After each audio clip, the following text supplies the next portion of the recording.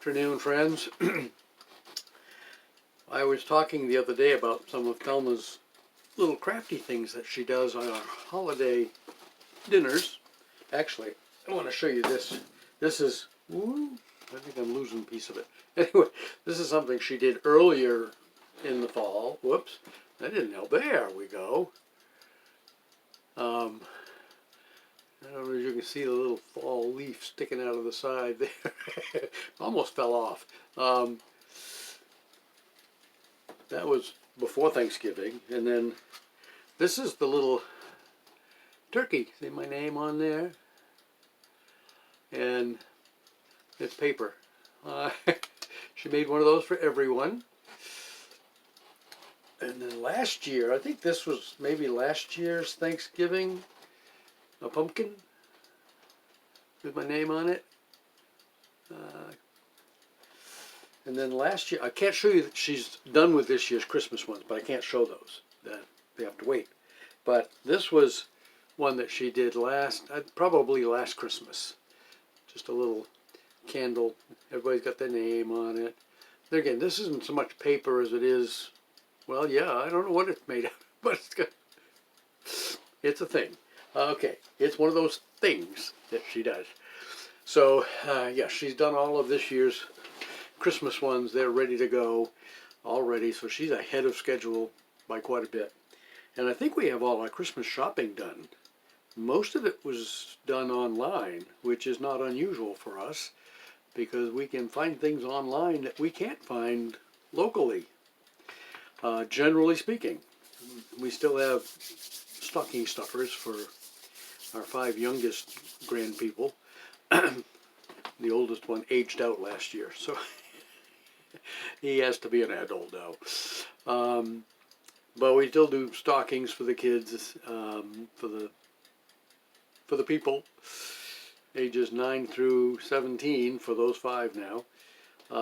We have a nice, neat, orderly family.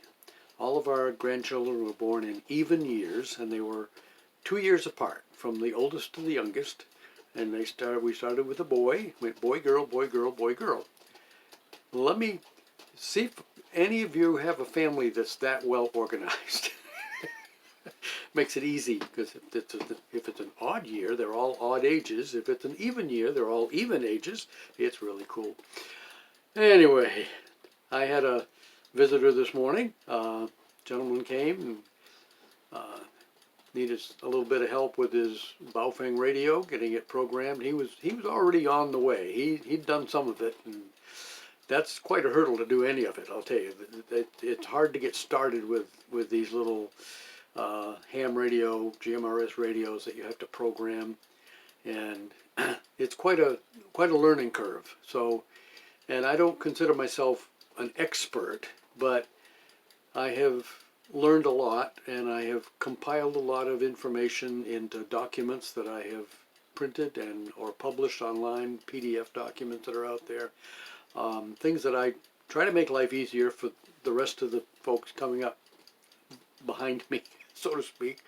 I've shared with a few prepper groups on GMRS radio and so on and so forth.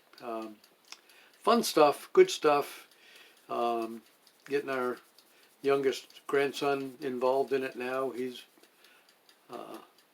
been talking on the radio a little bit, not a lot, but a little bit so far, just talking back and forth and getting used to the chatter a little bit. He's not always where he can get to the radio or get to the repeater,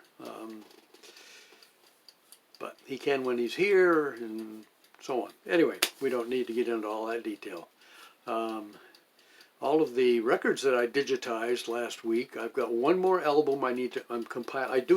When I digitize them, I record the entire record, all in one big long digital file, and then I chop it into little song bites and change them to just individual MP3 songs, which I can play on my computer or my phone or wherever, or I will probably burn some of them onto audio disc, CDs, right here in this big computer. Anyway, one of my granddaughters has borrowed my portable CD burner, disc burner, she wanted to make some CDs, so I hope she's doing well with that. I don't know how that turned out, but anyway. So I loaned her my plug-in CD burner, so I can't do it on my laptop now because that doesn't have it. I've got an old laptop over here that's got a disc burner in it, which I could use that if I needed to, but that tends to overheat when I do things like that. So that's just a kind of a backup laptop. Have a great afternoon, folks.